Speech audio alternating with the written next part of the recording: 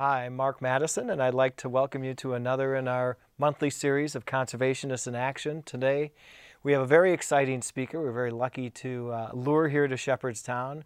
We have children's author Lynne Cherry with us. And for those of you who haven't heard of Lynne, the very few of you who haven't, Lynne has written over 30 children's books, a number of which have won awards. She also illustrates them.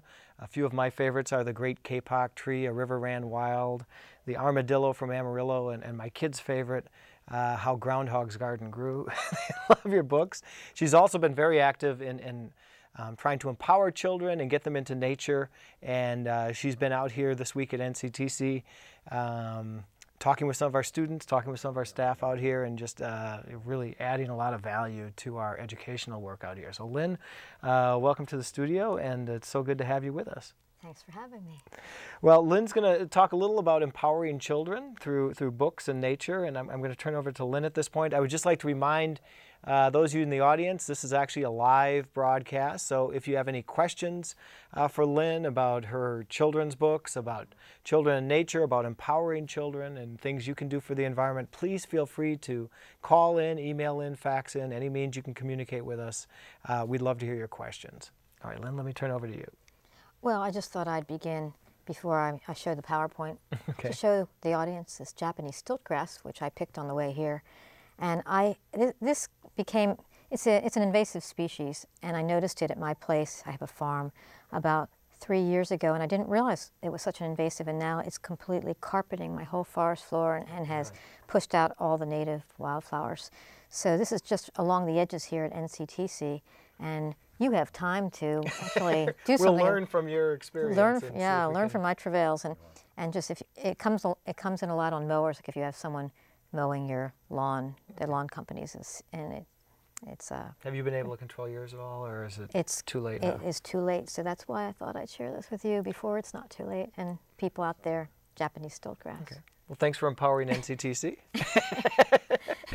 And now, do you want to go into some of the slides? Sure. Yeah. Let's just go into the slides. This is a presentation that I give all around the country, actually all around the continent, and I start by talking about how it is that I started writing and drawing. And my mom was an illustrator. She was an illustrator of children's magazines when I was a little kid. And I have a book called Making a Difference in the World that shows me and my little card table doing illustrations while my mom was doing illustrations. And then I grew up and became an illustrator. And then she followed in my footsteps, and she became a children's book illustrator. And this is one of her books, The Floating House. It's a history by Scott Russell Sanders. And she's really done some beautiful books, The Real Tooth Fairy, whoops, and this is probably her most popular. So anyway, when I was a kid, I had inspiration, and I would do these little books like this, Kitty's Adventures. And this was a book about my cat, and I learned a lot from my cat. I learned that if you sit absolutely still in the woods, that the animals come up to you. And so I would go and do this. That book I brought to my publisher when I was in my 20s, and she said, "This is a really good story you wrote when you were 8, but you've improved a little bit as an illustrator. So can you redo the illustrations?" And I did, and so they published it as this book here, Archie, Follow Me. And then, whoops, I've got to get the hang of this. So this is part of the book, Kitty's Adventures. I didn't include this in Archie, Follow Me, but when I was about 8, my cat disappeared, and she was like a dog. She'd follow me everywhere. And when I finally found her, she was in a steel leg hold trap. And you can see her paw was stuck in the trap, and she'd been in this trap for 4 days. She'd lost a lot of blood, and she was very weak. We had to find someone who could get this trap open. And the vet wanted to put her to sleep, but I said, no, I wanted to nurse her back to health, and I did, and she lived to be a ripe old age. No, that's a great story. Yeah. Except for the leg trap. Yes. I feel sorry for the kitty. But that's how I learned about steel leg hold traps, and I knew that as an adult I would never wear a fur coat after seeing the torture that my cat went through, realizing that foxes and all kinds of animals captured for fur coats go through the same. So the place that I spent my childhood, it was in a suburb, but it was on the edge of farms and fields and creeks, and so I used to play in a place very much like this. And I think that most people who go into environmental education, who work at nature centers, that they'll tell you the same story, that they bonded with nature at an early age. Yeah. And so this is so important that kids get out in nature, and this is really what I'm committed to, is connecting kids to the natural world. So I was, well, I'll go back to this Archie Follow Me book for a minute. So I would sit still as a statue, and all these animals would come out of hiding, and they'd come right up to me. Like in this case, a pheasant came right up to she came right up to my foot and then sniffed it, and I realized that, and then she realized that I was human, and she went squawking off into the underbrush with her chicks. And, oops. So as I sat there like a statue, I noticed all these birds, and this place that I would go, I noticed that every year the same birds came back to the same nests and to the same nest holes, and this was their habitat. Yeah. So I illustrated this book called When I'm Sleepy. It was by Valerie Show Carey, I believe. And this is, you can see the little girl imagining she's sleeping with these various creatures in their habitats. It's so nice to see kids not afraid of raccoons or rabies. I mean, you know. Yeah, there's a lot of fear-mongering. Not to digress, but I mean, we've made kids so afraid of so much in nature. It's really problematic. I do believe it's the media that has done that, and we're just, when you think of the danger of getting into a car, I mean, the risk is just, it's just so far more of a risk than going outside. Yeah. Beautifully illustrated. Yeah. Oh, that says Alsic Moben. This is When I'm Sleepy. It's by Jane Howard. I'm sorry, it was another book by that other author. Okay. So this is by Jane Howard. Habitat. Gotta have a habitat. It's a book by, a song by Bill Oliver. Mm-hmm. And there are 7 frogs in this picture, and they're camouflaged. And I explained to kids how a lot of reasons that the animals live in their habitat, is a specific habitat, is because they can be really cryptic. They can almost disappear. And this is in my backyard. Oh, wow. And leaf litter. Wet leaves are really important, as I'm sure a lot of the viewers realize, that there's a real problem with frogs and amphibians die-off. And a lot of it is because people break up the leaves. They don't allow wet leaves to stay on the lawn, and it's destroying habitat. And I think we can all be very grateful to Richard Louv, who I know spoke here at NCTC, for his book, Last Child in the Woods, which put together a lot of the scholarly work on what he calls nature deficit disorder, about how kids are growing up without the advantage of connecting to nature and to the natural world. He did one of these broadcasts, and this is a nice follow-up, because one of the things Richard said is we need new ways to entice children to nature, and I think your books do a wonderful job of that. I think they do. I'm really happy that it seems to be working, because whenever kids go outside, it's an adventure. Yeah. Just stepping outside the door, something happens. You know, whether it's finding a turtle or just watching the birds or listening to the bird song. So one of the things that I've been promoting is schoolyard gardens, backyard gardens and schoolyard gardens. And of course, National Wildlife Federation has had this program for many years. But this is a school I visited in Virginia, Tuckahoe Elementary, where the whole curriculum revolves around outdoor education and their schoolyard garden. And they teach about how habitat is really important for, to provide wildlife with food, shelter, and place to live, place to raise their young. The first thing that you can do, whether it's your backyard, your schoolyard, your nature center, really simple thing is just plant sunflowers, because goldfinches, tufted titmice, a lot of birds just love those sunflowers. And I actually prefer them to a bird feeder, because the birds are still acting like birds, and they're learning how to forage. And plus, they're beautiful. And also, they're also beneficial for pollinators, bees and butterflies. And then you can plant other kinds of flowers that will attract hummingbirds. So there's a book by Steve Kress called The Backyard Bird Garden. It's a wonderful book.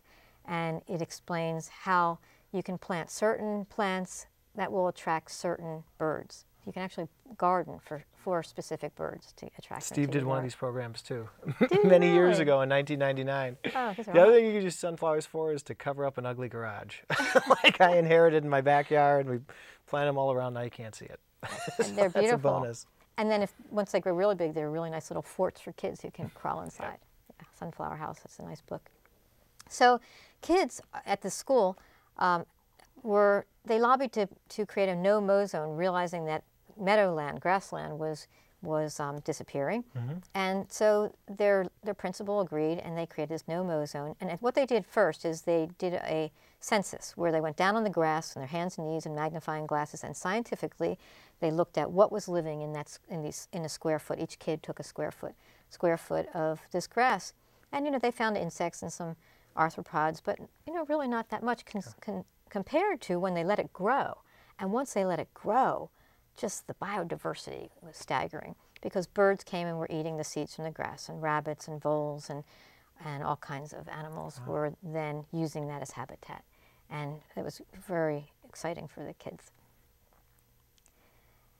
One of my big bandwagons is turn off the TV and go outside, get animated. So a lot of kids have these TV-free weeks at their school, and the parents spend time with their kids in the evenings.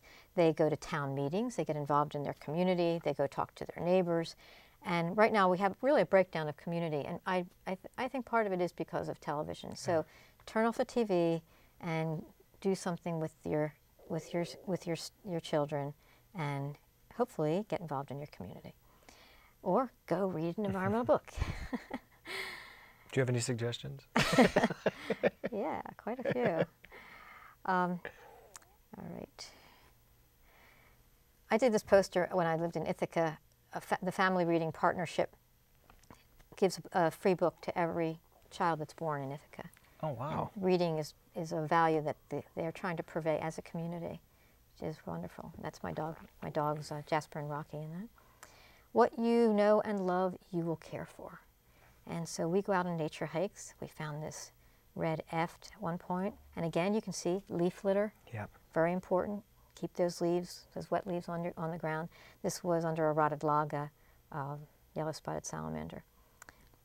So I had mentioned that woods that I had when I was a kid, and I used to spend every waking hour there. And I knew every tree, what lived in every tree, what birds lived in every nest. And I came home from school one day, and they were bulldozing it. And this was one of the great traumatic experiences of my life. I thought, where did all those animals go, and did they survive? And I couldn't even go to school for a week. I was just crying and very upset. But then, as with all things, time heals all wounds. And as I grew up, I forgot about that woods, not totally, but the pain subsided. But then when I started hearing about the rainforest, that whole feeling of loss welled up, and I thought, I have to write a book that lets kids know about the destruction of the tropical rainforest, and maybe they can do something about it. And they really have. Kids have raised thousands of dollars. They've saved thousands of acres of rainforest, especially in Monteverde, Costa Rica, in the eternal forest of the children. They raise pennies for the planet. They put on plays. They get these certificates from Nature Conservancy for saving acres. And it's really remarkable what they're doing. To research my book, I went to Brazil, and this is a real Kapok tree here. Oh, cool. And they are the tallest tree in the rainforest. They're an emergent, so they emerge over the canopy, and they're really remarkable trees. This is one in St. John in the U.S. Virgin Islands. So I went to Brazil.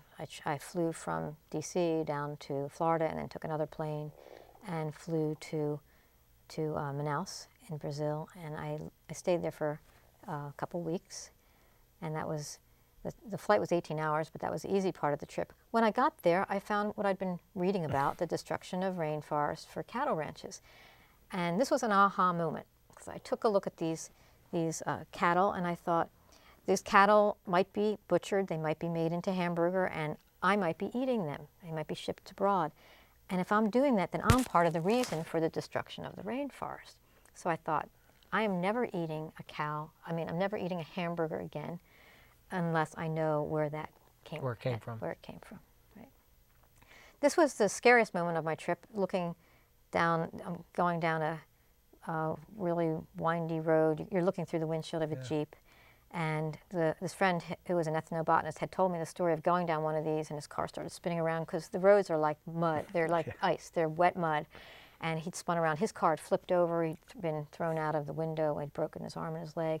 Laid there for hours till someone finally found him. So we went down this, and the car was just spinning around out of control. But luckily, we didn't flip over, and we got to the bottom in one piece.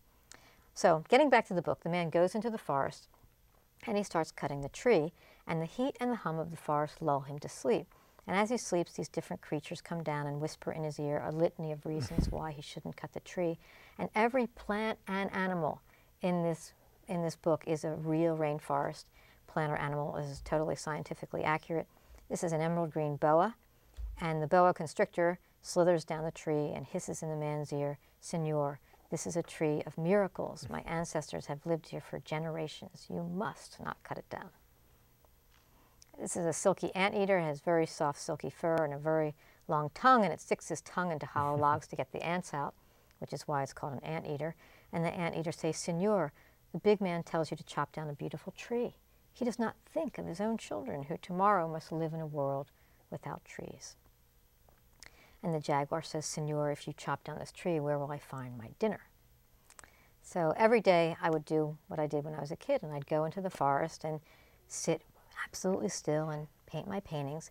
And as I was sitting here by this stream, I heard this sound coming from the underbrush, sort of like a I thought, that sounds like a jaguar.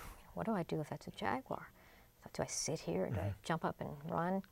To jump up and yell boo? Yeah. I didn't know. So I listened, and after a while I heard it again. Finally I saw it, and what it was a 2-inch long hummingbird. Oh. And I was greatly relieved, but it came right up to me. Yeah. And when I went back to the base camp, I asked, well, what would I have done if that was a jaguar? And they said the worst thing you could have done would have been to get up and run, because it might have thought you were prey. If you had just sat there, it probably would have ignored you. But if you jumped up and yelled boo, it would have taken off like a shot, because we are their worst enemies. That makes sense. So getting back to the book, the man wakes up. He's surrounded by these rare and wondrous creatures. He stands up, draws back his arm, well, picks up the axe, draws back his arm as if to strike the tree, and then he hesitates, and he drops his axe and walks out of the rainforest, thereby saving all these animals who depend on the kapok tree. When I was in Peru, we found a little sloth. Actually, the native people eat sloth, and they had killed the mother of this little sloth, and the native people brought this little sloth that fit in my hand in their dugout canoe down the river, and we didn't think it was alive, but one of the teacher's sons said, well, can he feed it? And he gave it a bottle of cecropia leaves, and it revived it. It was just starving. And then this little boy, he became sloth mother. He slept with the sloth around his neck, fed it. And then when he left, I became sloth mother. And then after about a week, it was just big roly-poly belly, and it was just fine. And that sloth still is in residence at Asir. This is a research center up in a cecropia tree next to the lodge. And rainforests are very important, as we know, and this is what some of the kids have been doing. Here, these kids in D.C. put on a play of the great kapok tree, and these kids in Fort Lauderdale put on a musical that knocked my socks off. And they wrote their own music and beautiful choreography. And in this way, the kids teach the whole community about the rainforest, and often they'll raise funds for rainforest preservation by putting on these plays. It's a hell of a book. It never occurred to me it could be contorted into a musical, though. Yeah, I must get hundreds of these videotapes and letters a year about schools or private companies that have put on this as a production. Great. Yeah, and The Sea, the Storm, and the Mangrove Tangle is also now being used as a play. Wonderful. I have this friend, Mark Plotkin, and he was in the movie Amazon, the IMAX movie, and we wrote a book together called The Shaman's Apprentice. He wrote Tales of the Shaman's Apprentice. Yeah, did he write Witch Doctor of the Wyandas too? Or I read something by Plotkin when I was still evolutionary biologist, something ethnobotanical he wrote. I can't remember what, but yeah, he's really well known. He's really famous for the Tales of the Shaman's Apprentice, which is a wonderful book about his work with the Tirio Indians in Suriname. So we went there, and this is the village Kwamala in on the Sipaliwini River, and this was the closest place to Eden, or heaven, I've ever been. And the people have very simple lives. They don't, by our standards, have anything. And so this really changed my outlook on life. And I came back and thought, I don't need all these things, you know, to be happy. And these people were the happiest people I've ever met. And I started just divesting of things and stopped buying things. And it's very liberating. I was in Peace Corps for 3 years, and Yeah. you wonder, you have one pot and one pan. It's like, why, why do I need all this stuff in my kitchen? It does make you reconsider. It really does. There's a group called New American Dream that's really great. It has ways of simplifying your life. Cool. So I got a lot of letters from kids. And when I wrote The Great Kapok Tree, I got a letter from someone out in the Pacific Northwest, and they said, you know, we have a rainforest right here in this country. And I didn't at that time know that, of course, the old growth forest. And so I went to visit the Willamette National Forest, and I had to write a book about it. It was just so staggeringly beautiful. And whoops, oh, I gave away the punchline. And so here's where I did my research. You know, just when these timber companies say, well, they're replanting, I mean, it's just so bogus, really, because this is an ecosystem that's evolved for thousands, millions of years. Things growing on things, growing on things. And whoops. And here's where I did my research in the Olympic National Park. Yeah. And then I thought I'd go visit the Olympic National Forest. And this is what I saw. That's a picture from the Olympic National Forest, and I thought, how can that be a forest if there are no trees in it? And this was just really an eye-opener. And so I flew over with a nighthawk and saw all these clear cuts. All the brown areas are clear cuts. And I found that although there's often a perimeter of old growth that's left by the roads, that once you get inside, many of these national forests are just completely clear cut. And then you've been reading about the landslides and how the flooding downstream, because the water isn't able to soak into the ground, it just runs off. And so I wrote this book called The Dragon and the Unicorn. And although it's a fantasy, all the facts in it are correct, where this dragon and unicorn live in the forest very happily, and until one day someone's coming and burning their trees and cutting them. And this is a king, and his daughter is a princess, and she's sympathetic toward the animals, so she brings these birds' nests deeper into the forest where they'll be safe. And then the king sends out his knights to capture the unicorn, and he almost does, but Valerio the dragon comes and burns the ropes and sets her free. Then they go into hiding behind the waterfall, and they wonder, how can they save themselves, and how can they save the forest? And they come up with a plan, and the unicorn appears to the princess and draws her deep into the forest, and there she gives her a short course on temperate rainforest ecology.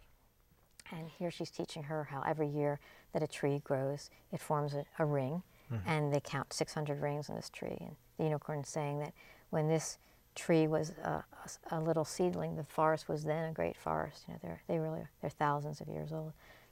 So kids are trying to save forests, you know, older forests near where they live. These are some kids in the Upper Peninsula of Michigan, and they had used this forest as a living classroom, and then it was bought by a developer, and he was going to clear cut it. And they said, what can we do? And the teacher said, well, let's go talk to the developer. Maybe we can ask him to save it, and we can call it the Eternal Forest of the Children. And so they went to the developer, and he said, well, I can't give it to you, but I can sell it to you for $100,000.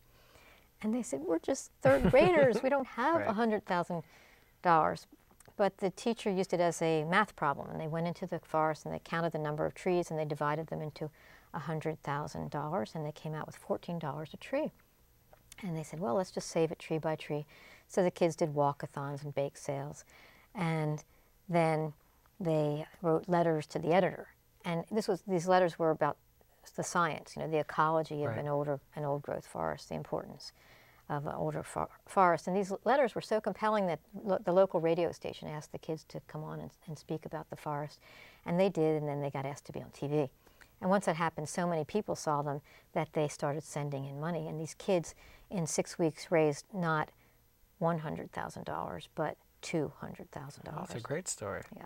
And they saved this forest. It's called the Estivant Pines, and they're safe They are now the eternal forest of the children. Of the children. That's perfect. Yeah, so that's pretty exciting. The kids are behind a lot of recycling programs, and they really can make a difference.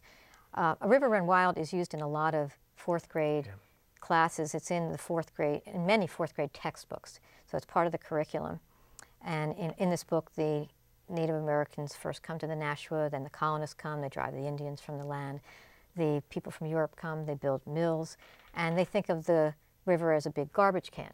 And at first, the river is able to wash away the waste, but then the pollution starts to accumulate. And in the 1950s, as unbelievable as it seems, the river looked like this. It was either red, blue, green, whatever color they were dyeing the paper, and people don't believe me. So this is actually a photograph of the Nashua River. So in the book, one of the last remaining Indians has a dream, and in this dream, the first Indian who ever saw the Nashua when it was clean and beautiful comes back, sees the river all polluted and smelling, and he cries, and where his tears fall, the river is cleansed. And the Indian who has this dream wakes up and runs to his friend Marion Stoddard and says, we have to clean up this river. And Marion is responsible for creating the Nashua River Watershed Association, and she really is a remarkable woman. And so they organize, and they ended up cleaning up the river. And her, here kids were very involved. They would hold up signs like this, hold your nose, Nashua River ahead by the side of the road, and then the adults would see them and say, but isn't that impossible to clean up that river? And the kids would testify. They'd say, we just want this river the way it was when you were kids. You could fish in it, you could swim in it, you could drink it. And so they started, I think I'm going backwards, they started doing water testing, and realized when the science teachers would take the kids down to the river, there was nothing alive in it. When the river was red, that river was dead. And so the kids brought dirty river water to the politicians, and they got the river cleaned up. And over a 10-year period, the Nashua River Water Association worked to get this river cleaned up. They worked for a Clean Water Act, and Massachusetts passed the first Clean Water Act. And it's an amazing success story. They cleaned up this river. And now it's so clean that you can canoe on it, you can swim it, and it's just a really world-class fishing stream. Yeah. It's a great story. So I got a lot of letters from kids about how they cleaned up their river, and this book has been, I thought it was a local book when I first wrote it, but then it was published in Japanese and all kinds of other languages. It's used all around the world, and it's an allegory, really, for what has happened to rivers during industrialization and how now people are cleaning them up. Yeah. So it's a pretty exciting story. It's a great story. Yeah. I do have to ask you, though, the Native American crying, did you borrow that from the ad campaign? No, I didn't. That was the best anti-litter campaign I've ever seen. Yeah, well, maybe subconsciously, because the kids today wouldn't have seen it. I mean, no. I saw it when I was 5 or something. But we never had a TV. Ah, well so it wasn't until after I did that people started drawing my attention to it. It's an image that sticks in people's minds, just like your book. I mean, The River Ran Wild is a beautiful book. It's not local at all. We read it when we first came out here, and I'd actually seen it for sale in Australia, of all places. No kidding. Yes. It's because it is an allegory, I guess. Yeah. Yeah, that's the same, different river, same story. Yeah, and so it's used widely around the country. One of the most exciting stories is this a true life story, how in Rockville, Maryland, these kids read the book and they thought, well, let's study the history of our river. And so they found that it had been a shad run. And they thought, well, can we make it a shad run again? So the teacher took them down, they did the water testing, they found that it was way too polluted to be a shad run. But like the kids in the book, they contacted the local authorities. Now there was a Department of Environmental Protection that they could contact, so they worked with that person and they got the river cleaned up. And then they found that if they released shad in the river, the shad wouldn't be able to come back because there were dams. So these third graders got dams removed. They got 3 dams removed. Wow. Yeah, I know, it's amazing. Worked with their politicians. And then they raised these shad fry in their classroom, and they released them. And they released them guess it was, what, in the summer, and then in the spring, and then the fish go out to the ocean, they change their morphology, they come all the way shad back. are fascinating, yeah. They swim back up, and they came back, so the kids have restored this as a shad run. It's pretty amazing. And so this story was told by Sandy Burke, who taught the kids how to raise shad, in her book, Let the River Run Silver Again. Pretty remarkable story.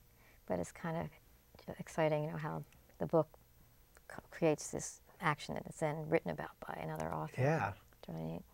So when I was a kid, I hated geography, but now I love it. And so I went all through Texas, and I have this little armadillo following my route through Texas, and this is the armadillo from Amarillo. He wonders, where in the world am I? And he goes up on the back of an eagle, and then it's sort of like Powers of 10, where he goes up and up from the surface of the earth, and sees where in the world he is, and then he hooks up with the space shuttle. And I had to use the space shuttle because when I was a kid, one of my neighbors always wanted to be an astronaut, and she grew up and she became an astronaut. That's her in the middle. And she sent me some pretty amazing photographs from space when I was researching this book. And you can see from space how where there's clear cuts on rivers all around the whole globe, that you can see the silt coming down the rivers, and then this, what you're looking at here, is all the white things are clouds, and then the top is the land, and then in the middle the mouth of the river, and then that's brown fingers of topsoil going out into the ocean. And she said, you see these fingers of topsoil. She's been up now 4 times in the shuttle, so 2 years apart she'll see these fingers of topsoil getting longer and longer, where they go out into the ocean and they cover coral reefs and seagrass beds. So this clear cutting has so many impacts, you know, the flooding, the trees themselves, the coral reefs, and it just amazes me that it's still going on. And here you can see the interface between the land and the ocean. So in the tropical areas, like in Florida, mangroves are really essential for taking some of that silt and sequestering it in the roots of the mangroves, and keeping the seagrass beds and the coral reefs from getting destroyed. And they're also really important as nurseries for fish and for protection of the coastal areas during hurricanes.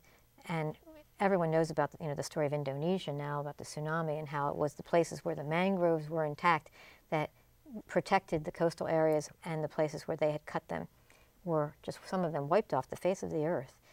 So I wrote The Sea, the Storm, and the Mangrove Tangle actually well before the tsunami and before all these hurricanes. But it just happened to come out right when all these things were happening. And so I would really hope that this book would be part of the curriculum in Florida and coastal areas, because these mangroves are really pretty amazing. They, the propagule, that's like a living seed, and they can actually float across the ocean, like from Africa to the Caribbean on currents, and plant themselves. And the book is also about biocomplexity, because in the beginning, the mangrove is just a really simple system, but then as it gets bigger and bigger, more and more things depend on it until you have a whole ecosystem built up.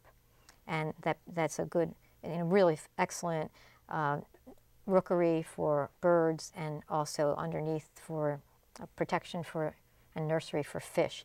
And as this one fisherman says to the other, many of the fish in the sea start their lives in the tangled roots of the mangroves. Looking at that illustration, are you ever tempted to do like a textbook or a science book? I mean, that illustration, if we can put that back up, that's a perfect depiction of biodiversity and ecosystems and food chains and so on. I mean, well, it's gorgeous. Oh, thank you. I mean, my original background was biology, and we usually get sketchy, turgid little things with arrows. Well, the way they're teaching now, they use a lot of trade books as, not as textbooks, but to supplement the curriculum. And in fact, with No Child Left Behind, that's been kind of a problem, because it's harder for teachers to do that. And yet, it was so important for teachers to be able to bring in these other materials. So I think that a lot of people are trying to change a lot of things about No Child Left Behind. So, like taking kids outside, it's really hard to take kids outside with, while you're teaching to the standard. So I think a lot of that is being rethought. but really needs to be changed. Yeah. But this, the mangrove book is, I know, used in a lot of classrooms, and the great kapok tree is in most every third grade textbook. And then there's a teacher's guide that Harcourt puts out that basically has those pictures and uses them for curriculum. And same with A River Ran Wild in their fourth grade Harcourt textbook. So you're the fun part of the curriculum. I am. I'm the fun part. Yeah. I think it's really important. I do the books that reach a kid's heart, you know, so that the kids relate to the individual animals in the story, and then they're driven to ask more questions. So it's more inquiry based. You know, that the kids drive the curriculum. They ask, and then I had a teacher in Princeton who said, you know, we use the books, we take the kids outside, and then she said, I'm just there checking off all the standards I need to be teaching, and the kids are driving at the curriculum and asking the questions. So it doesn't mean just because you have to teach the standards doesn't mean that you stop taking kids outside or you stop using supplementary material. It's just you use it a little differently. Mangroves are not mangoes. A lot of people get them mixed up. So these are mangoes. This is a mango tree in Australia, just so you know. Yeah, I had a mango in my backyard in the Philippines. Okay. Good. And here you can see a little close-up of then a hurricane comes and the mangroves protect all the birds and manatees. Very close to our heart in the Fish and Wildlife Service. Manatees and dolphins and mangroves. One of the biggest threats to mangroves is shrimp farms, especially in Indonesia. And so now I've also had to give up eating shrimp. And shrimp are awfully good. Oh yeah. But it really can't you eat them if you know where they come from? They almost like all on Cape Cod or something. Don't they come from the ocean there? Some restaurants will say that these are hand-caught shrimp or that they're sustainably caught shrimp, and yeah, sure, but most are not. So if it's not specifically on the package that they're sustainably harvested, that they usually come from these shrimp farms. And so if you want to help save mangroves, one of the things you can do is just stop eating shrimp and write to the shrimp companies, or write to these different, well, you can look on the website. There's all kinds of addresses that you can write to. Write to the government of Bimini. We should mention this. You have a very informative website, too. Do you want to give them the URL so I don't mess it up? Sure. It's not too tricky. It's just LynneCherry.com, L-Y-N-N-E, cherry, like the fruit, .com. And if you dig into it, there's a lot of educational materials up there. Yeah. If you click on the title of any of the books, like for instance, you click on the title, you go to books and you click on the title of the mangrove book, it takes you into this whole website on mangroves, and has a lot of pictures about Bimini, because Bimini is in the process of destroying most of its mangroves. It was supposed to be a marine protected area. Yeah. And then a new group of politicians came in, and then they sold it to a developer, and he's just, it's amazing. You look on his website, and I have links to this on my website, but you look on his website, and he's actually advertising it as an eco resort and saying about how he's got all this intact ecosystem, when he has destroyed 99% of that ecosystem and is threatening the future of the lemon shark and a lot of other, and the people who have sustainably harvested the ocean for generations. So it's pretty sad. But you can write to the government of Bimini. I have all those and you can find on the very educational web. It is a great website. I really enjoyed it. Yeah.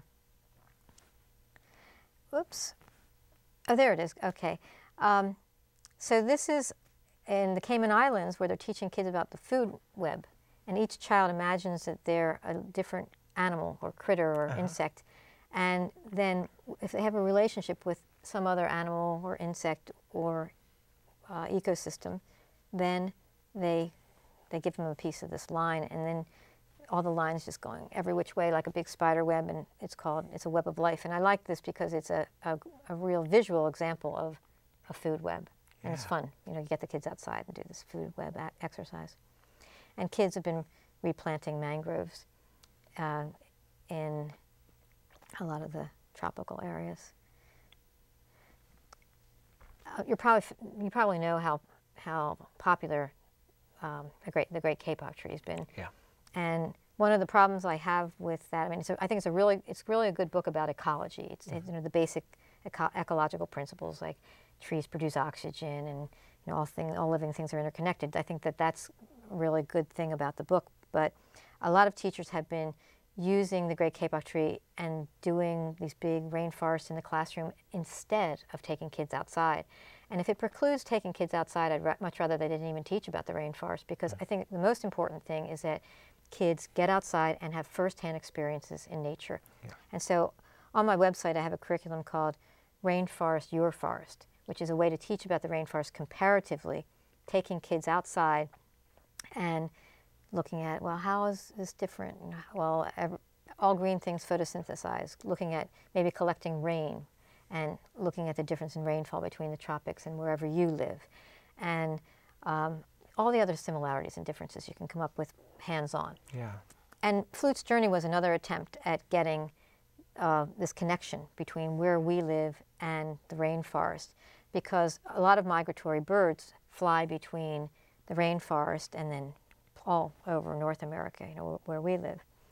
So it's kind of a, well, flute is a wood thrush, and here at NCTC, there are so many wood thrushes. I wake up in the morning to the song of wood thrushes. It's so wonderful because they're really getting kind of rare. And then to come here where everywhere you go, it's this echoing, hauntingly beautiful song of the wood thrush, and you wake up to it. It's just beautiful. So anyway. I have a theory on that. What is your It's totally unscientific, but we have another great image here of a pelican sitting on a Pelican Island refuge sign. I think in some ways birds can sense areas in which they're appreciated or at least protected. I mean, it's nutty. I mean, my background is, like I said, biology initially, but I think you do attract more birds where there's at least kindness towards them or appreciation towards them. Yeah, and they're safe too. But I mean, wood thrushes, people don't hunt them, but you know, yeah, cats do. And there might be a more practical reason. We tried to keep the human imprint really small on the 540 acres. You know, we really compacted it, and so they may like that. Or you noted, probably most astutely, that we might have some of the right type of habitat for them where they like to nest. You have correct habitat, and you also have a very big buffer zone around the woods from suburbia. So you don't have house cats coming in to kill them. I don't think. I mean, it would be a pretty long trek for a cat to go No, we through. don't have too many feral cats out here. And you probably have foxes and coyotes, which probably keep down the cats. And I haven't even seen a lot of cowbirds here. Cowbirds are one of the worst problems that these. We have a good fox population around here, actually. The last couple of years we've had fox dens right here on campus, which has been fun to see the little kits and so on. That's wonderful. But I digress. We were on Flute's Journey, and we went off. Oh, we have a couple questions. I don't know, Lynn, if you feel comfortable taking a question now from the audience, or wanted to run through the rest of this. Oh. What is your preference? How much time? 15. Oh, 15 minutes? Okay, I'm going to go really quickly for 5 minutes, okay? In 5 minutes, we'll take the questions. Yeah, so I'm just going to go through this really quickly. Okay. Flute's Journey, the problems that he faces, pesticides, deforestation. And I won't tell the story, unfortunately, but this was an amazing story about how when I was writing this book, how I put Flute in a woods called the Beltwoods, which was owned by the Episcopal Church. It had been in this man's family, Seton Belt's family, since it was given to them from the King of England, colonial days. They'd never cut a tree, and then it was given to the church with the understanding, well, it was in the will, that they would never cut a tree and never sell the land, but the Episcopal Church got the will overturned, and they wanted to sell it to a developer. And this is actually a long story. I'm trying to get a movie made of this because it was such an exciting story where kids got involved in this. They wrote letters to the bishop. Their letters got read on national television. We got on Sunday Morning News with Charles Osgood. Oh, great. They showed this picture of... We even have the sound.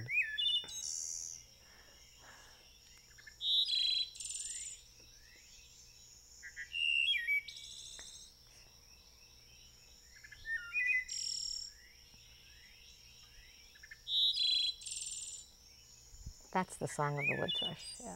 And so they played that on national TV. Oh, that's great. With that illustration. And so many thousands of letters came into the Episcopal Church that they decided to sell it to the Trust for Public Land, so Beltwoods is not going to look like this. And these are just some more schoolyard habitats. They're just some really remarkable schoolyard habitats. I encourage everyone who's watching this, if their children, if their community, their elementary and junior high schools do not have naturalized schoolyards, please try and make this happen, because instead of getting kids on a bus, they can go out into their backyard and have their nature center right out the door. They can sit with binoculars in their library and watch the animals and really have close-up experiences. This is making a difference in the world. Here's where I live. And like NCTC, I have an intact ecosystem.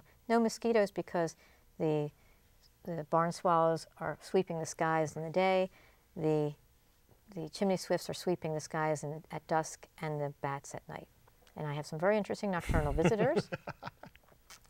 And I raise goats and have a beautiful garden and orchard. And sometimes my zucchini gets out of hand when I'm traveling. Oh, so you are the groundhog. You are the source of that. But How Groundhog's Garden Grew is a book to try and encourage kids to raise their own vegetables. And a lot of kids will see this and go, oh, that's how asparagus grow. Oh, that's how potatoes grow. But it's really how to compost and enrich your soil. I went on Martha Stewart to show her how to grow potatoes. And it talks a lot about biodiversity and beneficial insects. My next book I'm working on is about the ivory-bill habitat, the cypress swamps in the south, the extent of the cypress swamps, how they used to be. And there's a group in Florida who saved their cypress swamp next to their school from development. They named themselves Save What's Left. They collected signatures. They got a bond issue on the ballot. And they were able to save 15 huge tracts of land in Coral Springs. Yeah, and that's another story I'm hoping to get made into either made-for-TV movie or a feature movie, because these cypress swamps are just really spectacular. I visited the Anastasi ruins, and I read Jared Diamond's book Collapse, and I thought, you know, we have a lot of these examples of local collapses, you know, people doing themselves in, and now with this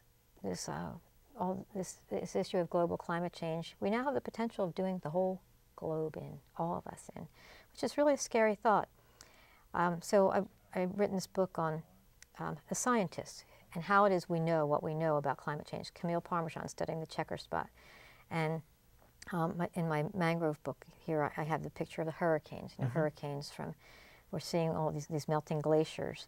And, you know, we know it's the CO2 going into the air.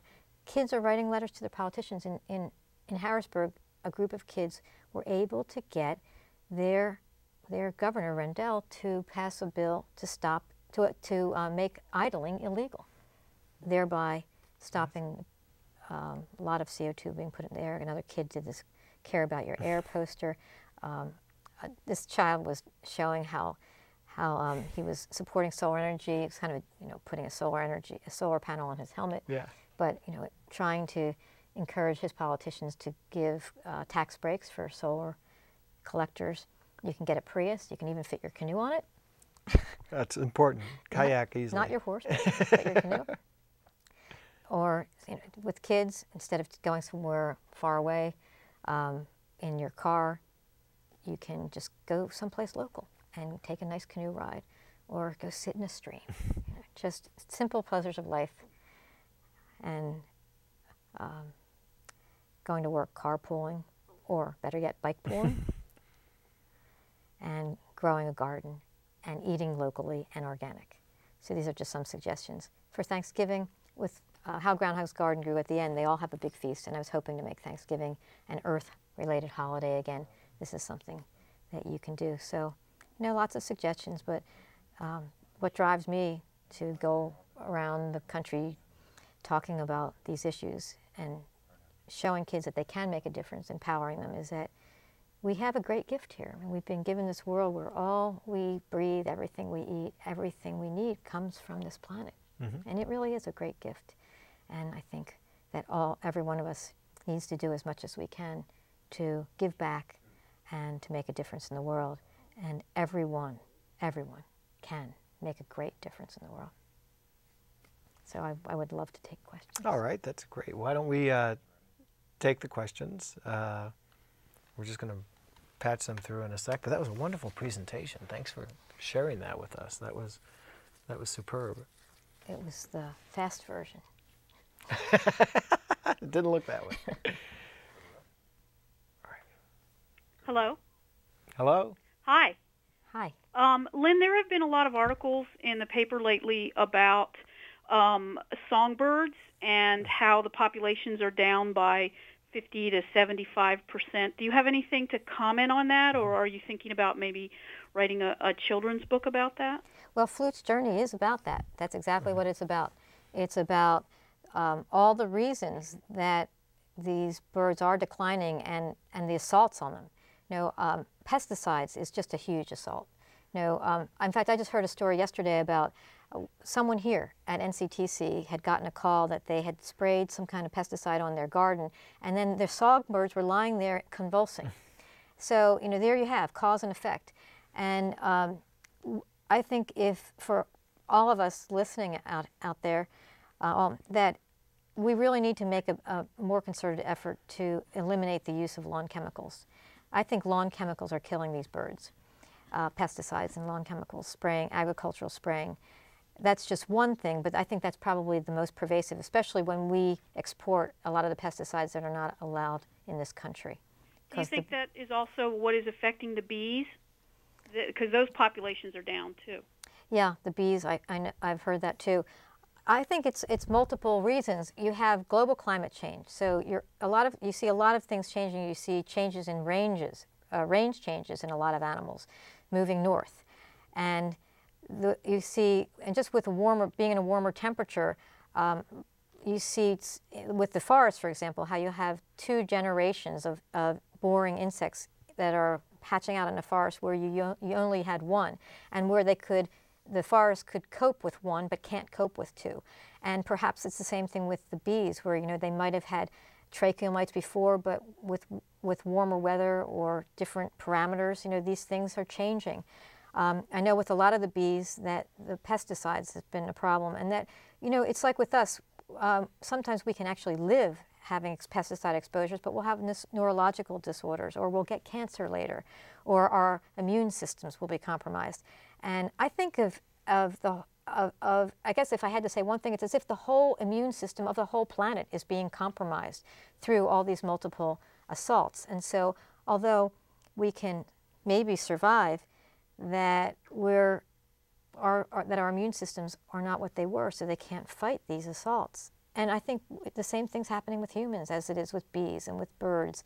It's just that we're not making at least immediate, well, you know, you can't really make those connections, because now with scientific proof you have to have cause and effect, and when it's multiple causes, it's very, very hard to tease out those causes. But I think it's kind of a no-brainer. It's kind of, you know, intuitively we know if we're spreading poisons all over the place, and prescription drugs are now in our water, and that all these pollutants are everywhere, it just simply can't be good for the whole system. Reading Rachel Carson's words from 45 years ago. And, yeah, you know, didn't we learn anything? I know. The debate goes on. Yeah. Yeah, I think we have another question, actually. If Hello? Hi. Go ahead, Robin.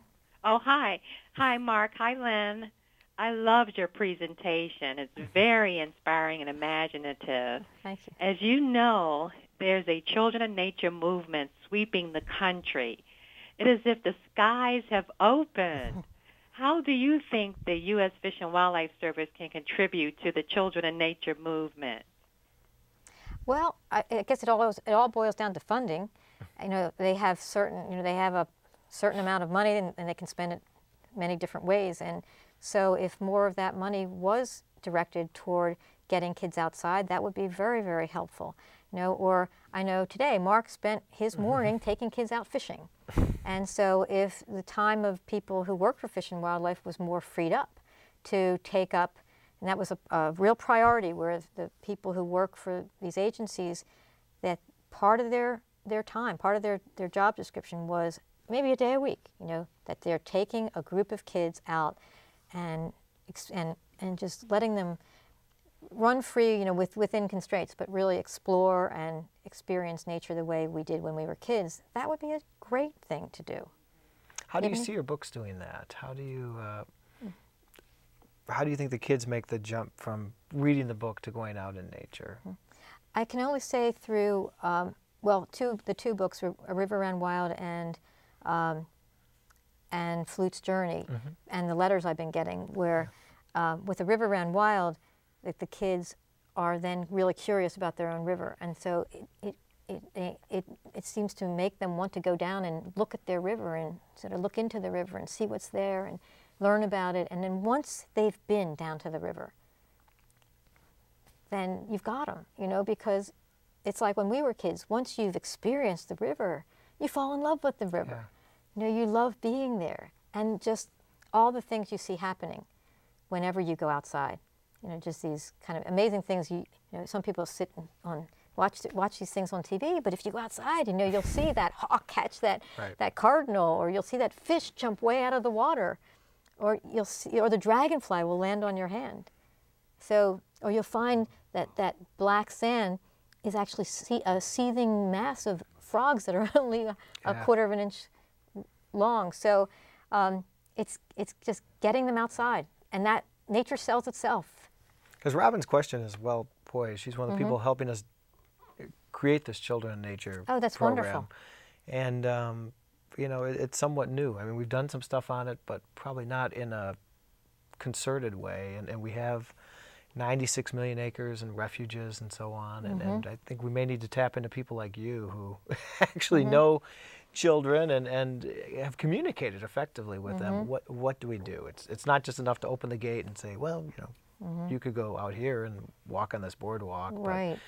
But to think about what their needs are. And I especially like hearing that you're getting feedback from kids too. I mean, it doesn't occur to me reading the books, but people are writing you letters and so on. So you may be tapped more into their mindset.